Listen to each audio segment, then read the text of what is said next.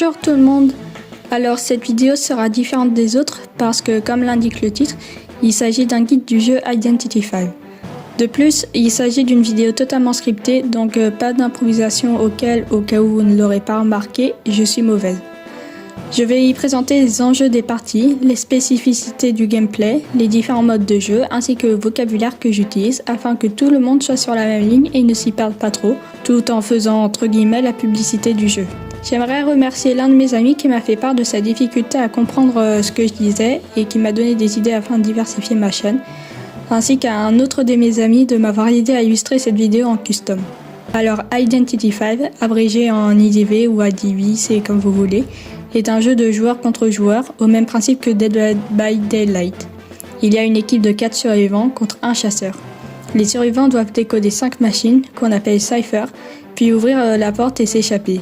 Le chasseur, quant à lui, doit trouver les survivants et les éliminer grâce à ses capacités et en les attachant aux chaises, qu'on appelle Rocket Chair. Déjà, chaque faction ne propose pas le même gameplay. Ce n'est pas pareil si on choisit survivant ou chasseur, et chaque composition d'équipe est unique, de sorte qu'on n'est pas la même chose d'une partie à une autre. Les survivants sont répartis en 4 catégories: Restrain, Support, Rescuer et Décodeur.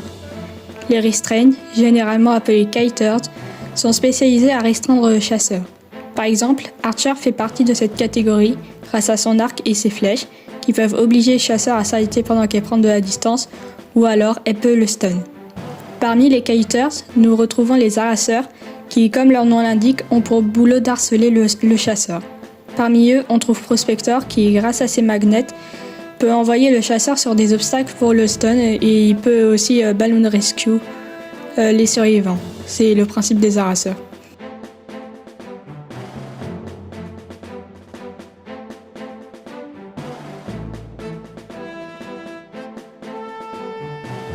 Ensuite, nous avons les support/assist.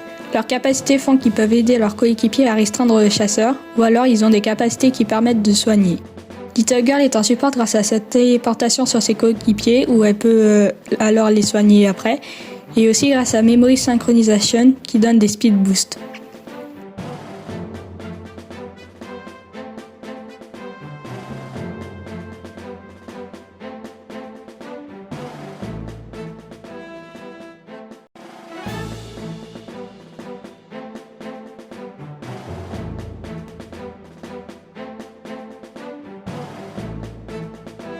Puis nous avons les Rescuers qui eux sont spécialisés dans le sauvetage des coéquipiers sur les Rocket Chair comme mercenaries ou journalistes.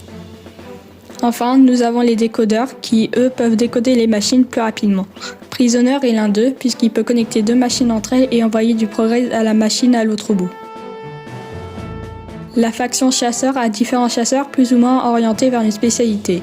La chasse, le contrôle des ciphers et ou de la carte et le camp des Rocket Chair.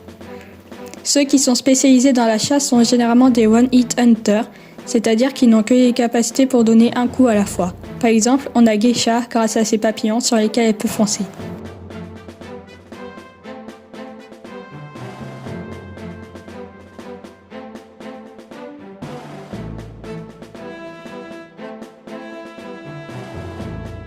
En contrôleur des ciphers et ou de la carte, le meilleur exemple est The Shadow. Elle peut déposer des tablettes sur la carte quand elle possède un survivant grâce à son fantôme, le Yisian. De plus, elle peut s'y téléporter et les survivants obtiennent de la corrosion en restant dans la zone de la tablette, et lorsqu'elle est à 100%, ils avancent automatiquement vers le chasseur pendant 2 secondes.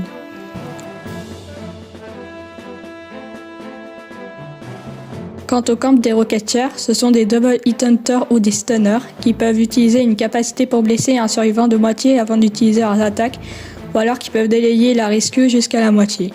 X-Boy est un parfait exemple du premier cas. Grâce à ses flammes, il peut blesser un survivant avant d'utiliser son attaque normale.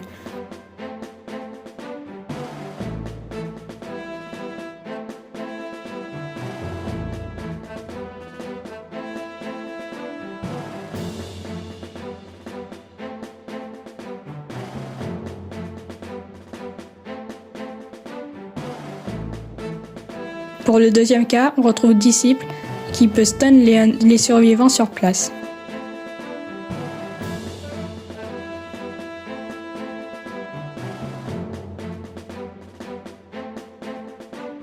Le jeu ne se cantonne pas qu'aux parties rapides, les quick match ou le rank.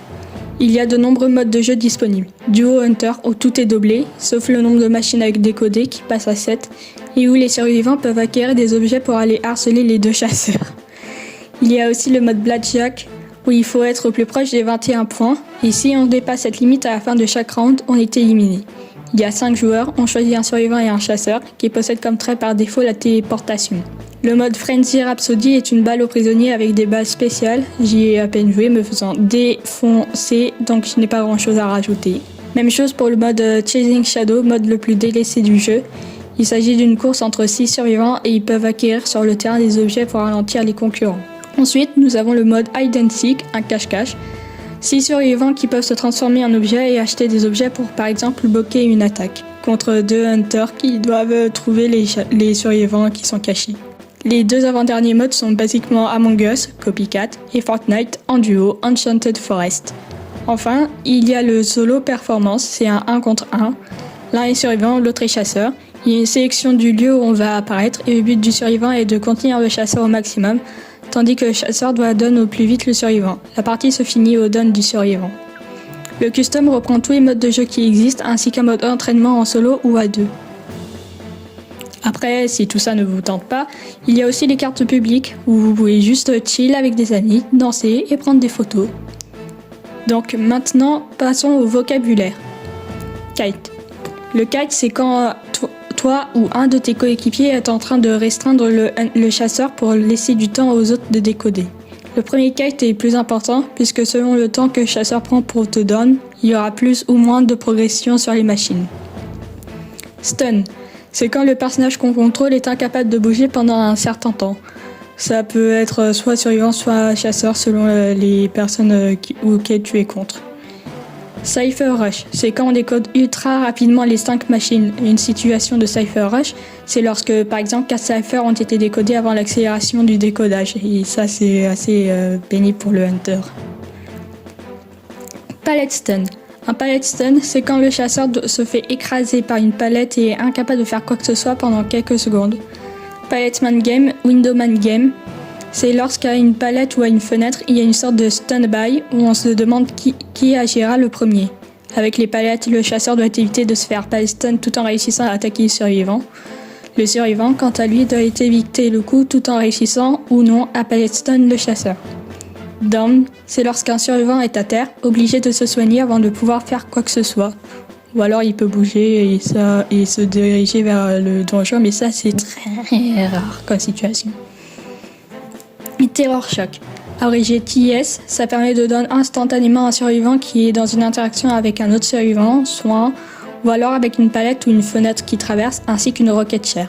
Stuff in Rescue. C'est lorsque le survivant qui devait aller rescue la personne sur la chaise est down avant d'avoir pu le faire ou alors pendant grâce à un TS.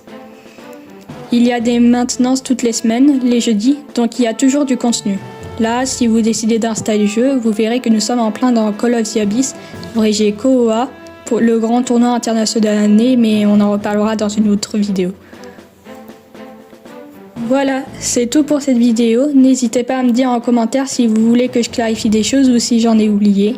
J'espère que vous aurez mieux compris ce dont je parlais dans mes vidéos et on se retrouvera pour une nouvelle vidéo. Je dis beaucoup trop de mots, le mot vidéo, c'est pénible. Sur ce, portez-vous bien.